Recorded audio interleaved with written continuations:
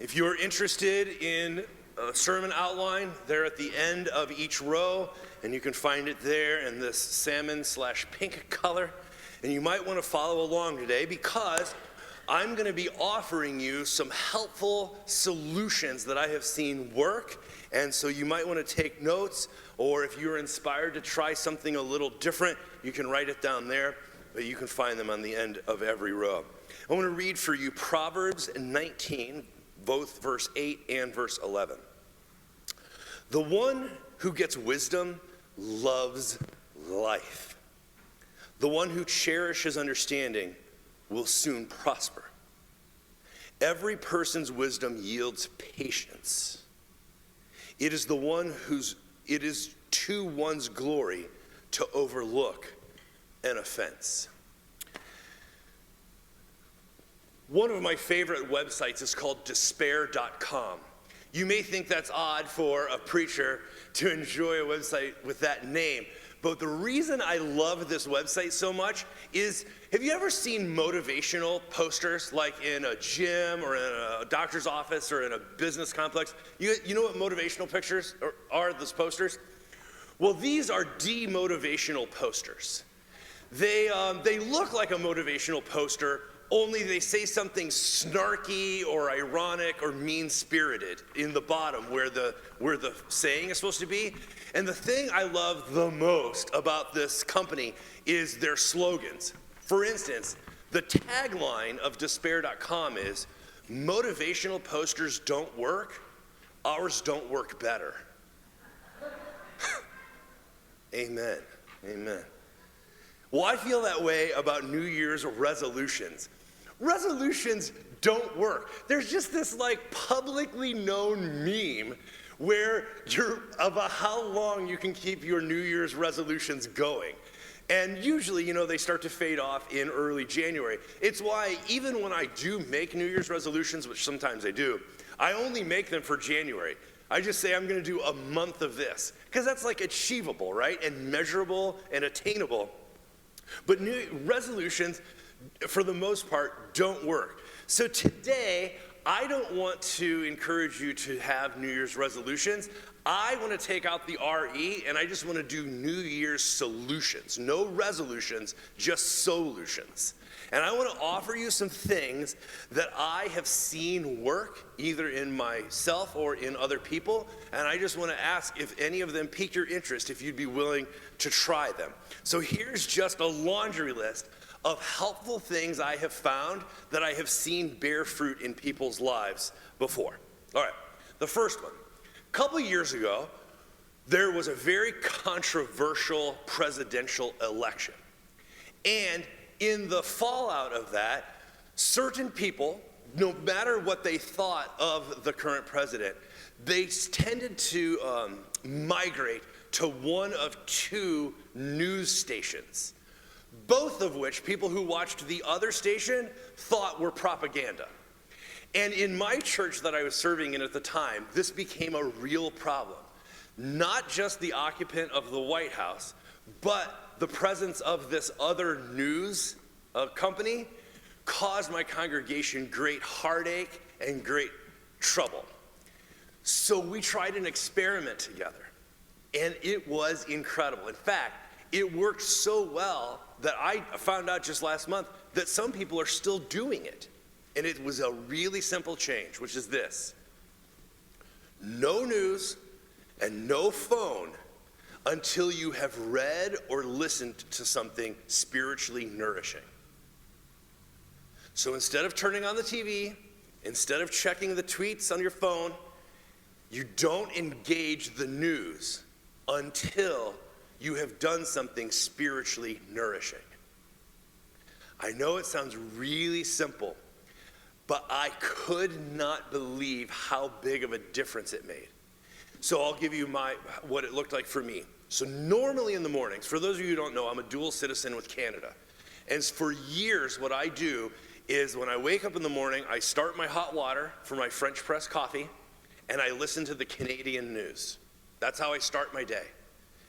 And so when we tried this experiment that you don't engage the news and you don't look at your phone until you've done something spiritually nourishing, an incredible thing happened for me, which is that I would go to my chair and I would read this little book that I have that I love.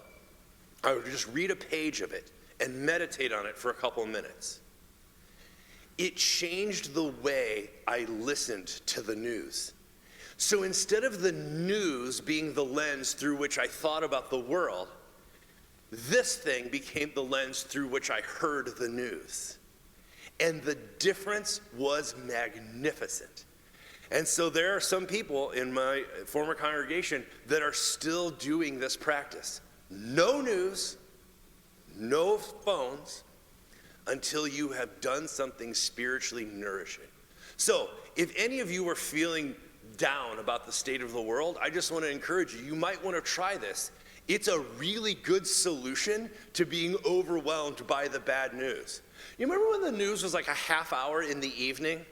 And like Tom Brokaw or Peter Jennings or Dan Rather would write, they'd tell you what you need to know. But then when news became a 24-hour cycle, it's too much news. And so when it comes too early in your day, it sets the tone for your day. So this is an alternative. It's a solution. So I wanted to offer that to you. It's part of why I read the proverb to start this sermon. Is if you don't know, there are 31 chapters of Proverbs in the Bible. And throughout history and all around the world, a discipline that some people get a lot out of is they take whatever day it is on the calendar and they read that proverb that day and see if any of the proverbs stick with them or jump out at them. So for instance, if you were to do this on January 1st, you would read Proverbs 1. And you would read it through before you turned on the news or anything, and you would see if any of those proverbs spoke to you that day. It's actually a really good practice that might bear some fruit for you. Try it in January, see how it works. All right, another one. If you don't have a New Year's resolution, or you don't even know what you would work on this year or what you would do, something you might want to try is to ask somebody you trust what they think you should work on this year. Let someone you trust write your New Year's resolution. Wait, there's a lot of murmuring. No, you're not going to do it? Okay, here's the thing. I love that just suggesting this, right? Just suggesting it, you can almost feel like, oh, I don't know if that would go very well. Right? But the honest truth is, our close friends, and maybe even our siblings, they know us well, and there's something they would like us to work on. There's something they would either like us to start doing or something they would like us to stop doing. But to put yourself in other people's hands, that's really tough. Like for instance, this is what I actually thought about doing. I actually thought about asking Brenda and asking Abby what should be my New Year's resolution, just to see what they would say as an experiment. But you understand that once you open that door, you can't close it again, right? Because once that person says whatever they're gonna say, you're now accountable for what you do with it, right? That's the risk, the vulnerability of being in a relationship is to say like, hey, hey friend, I really trust you and we've been doing this for many years together. Is there anything you think that I should work on this year? Wouldn't it be interesting to hear what other people said? Which brings me to my next one. I'll bet you that many of the suggestions that would come if you actually did ask a friend would either be that you should double something or half something. So you could double your exercise and half your alcohol. Something like that, right? Whatever it was. But that it would be a little more of this and a little less of this. And it's an interesting sort of formula that I've done before, and it was a very good thing in my life, which is that I said that every month of a year, I was gonna double the number of miles that I rode on my bike. And that's tough to do because so you wanna take January easy. Don't kill yourself in January, because whatever that is, you gotta double it in February. And I did it that year, and I rode almost 5,000 miles in 1 year. Now keep in mind, it was COVID, so we didn't have a lot else going on, and I needed to get outside because I was going a little stir crazy. I had cabin fever. But that bore a lot of fruit for me. It was a very good year. And the thing that I halved was I halved the calories that I consumed after 6. And that's tough because with my personality type and my profession, when you put those two together, oftentimes after 6, I just want comfort food. I just, the satisfaction of calories in the evening is so nice, especially if you're watching that other news network. All right, I'm going to keep going here.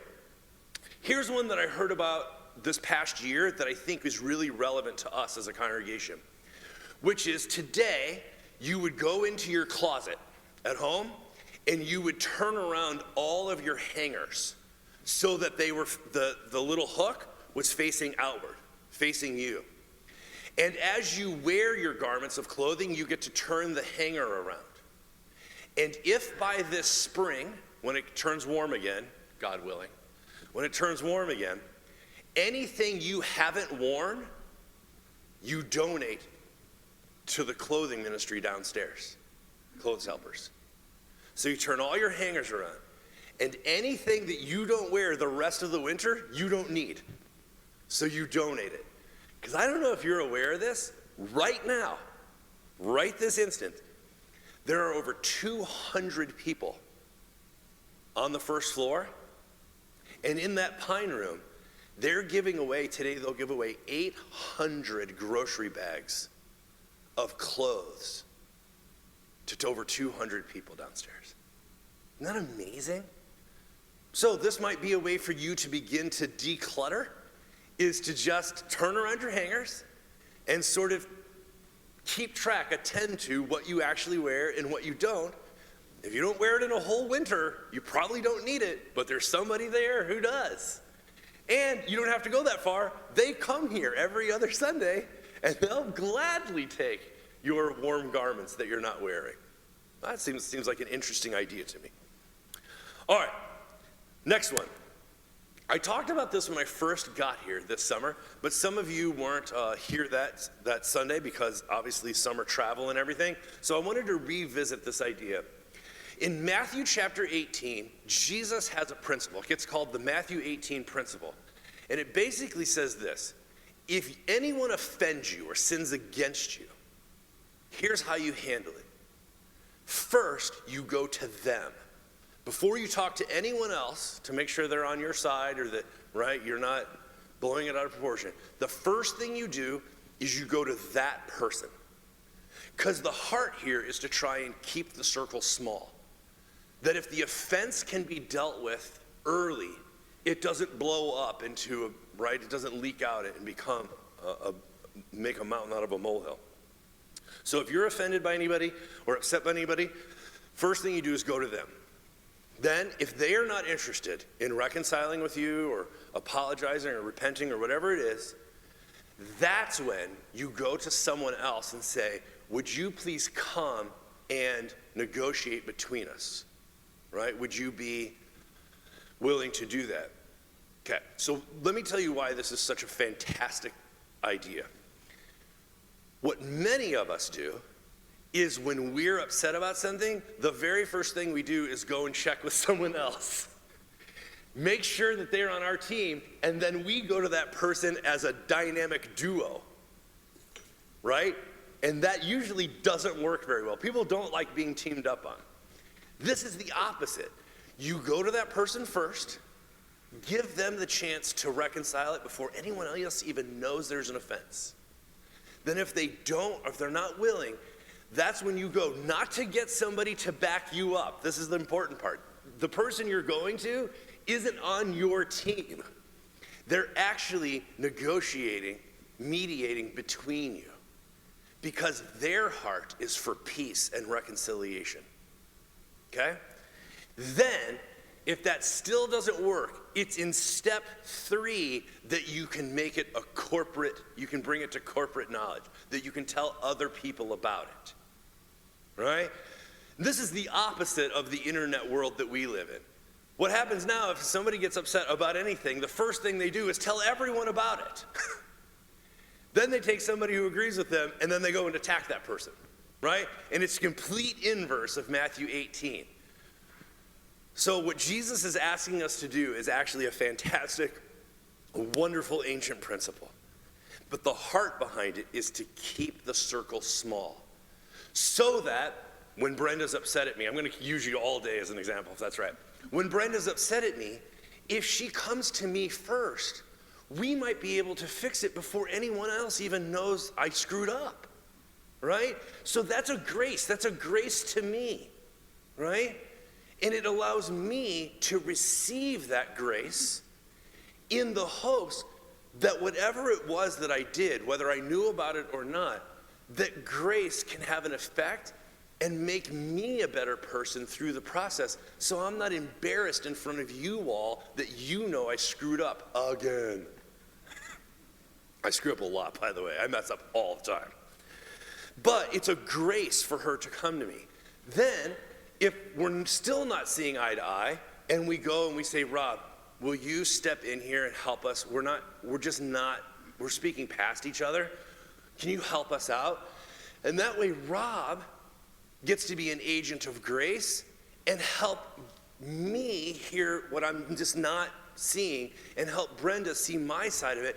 Rob gets to be a minister, an agent of grace, in the hopes that it doesn't have to expand from there. It's only after that second step is done that you can go to the congregation and say, hey, leadership team, help me out here. Brenda's upset about this. I don't think it's that big of a deal. What do you all think, right? But because the heart is to keep it small, grace wins.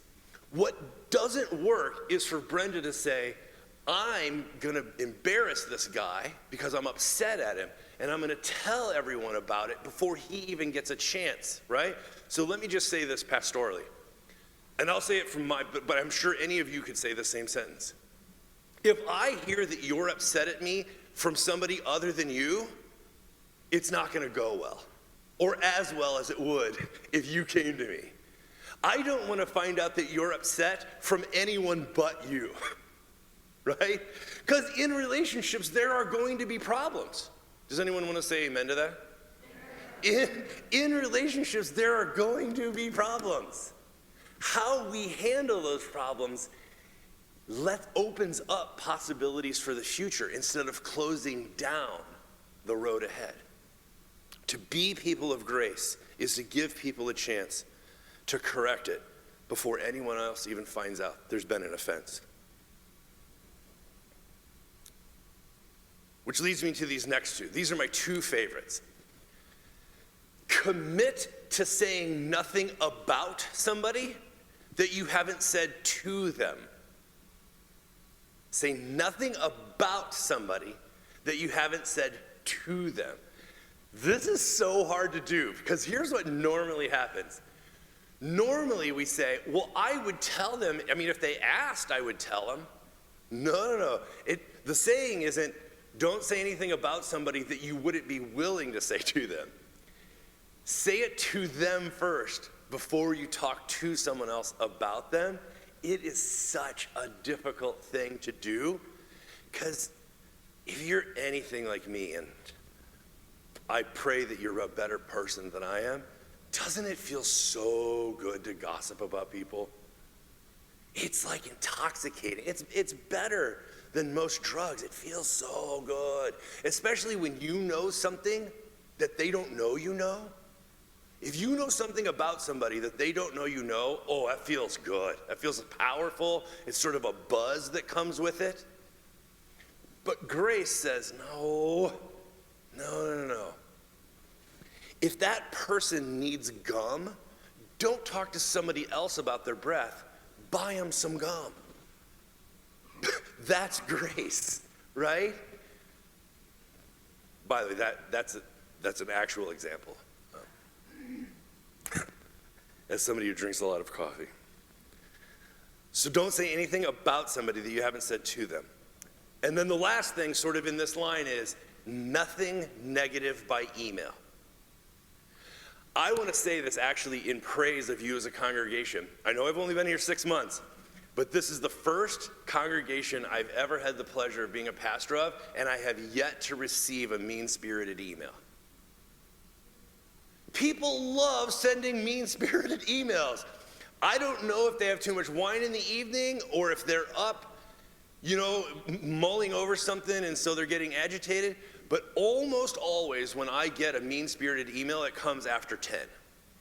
I don't know why. There's something about, there's a momentum that builds up. You've been making your case all day, and you think, you know what I'm going to do? I'm just going to fire them off a quick email. Dear Pastor Sanders, I didn't really appreciate when you did that, right? Now, I say this in praise of this congregation. I've never received a negative email, and that is fantastic, because there is nothing I dislike more than a mean-spirited email. I don't know what it is about that medium that makes my blood boil. If you've gotten a mean-spirited email, there's something so insulting. It's because it's like a shot fired at long distance, one direction, and now you're stuck with it. Oh, I hate it. Which is why I bring this up. In praise of you, thank you for not sending angry emails. I really appreciate it, and I hope it continues. Last one. Commit this year, because you'll have a whole week to think about it, that every Friday you're going to reach out to a friend you haven't heard from in a while. It is a fantastic solution, both to loneliness and to feeling disconnected in a media-driven world. To every Friday, reach out to a friend you haven't heard from in a while. It will change your year. You won't even believe how much better you'll feel about your life and the world if you talk to a friend every Friday that you haven't heard from in a while. They'll appreciate it. You'll be better off. It is a wonderful commitment to make. Phone a friend Friday is one of the best ideas I've ever participated in. You feel more connected to people. You feel more grounded. You feel more loved. People will tell you how much they appreciate you reaching out. It's a really, really good practice. All right, so those are my solutions I wanted to put in front of you. And my hope is that if any of them piqued your interest, that you will commit to them. Remember, resolutions don't work, but these don't work better.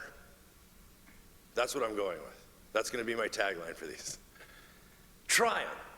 See if it works. I have seen very good fruit come out of these, and I hope that if you practice any of them, that you will see the benefit of it. I want to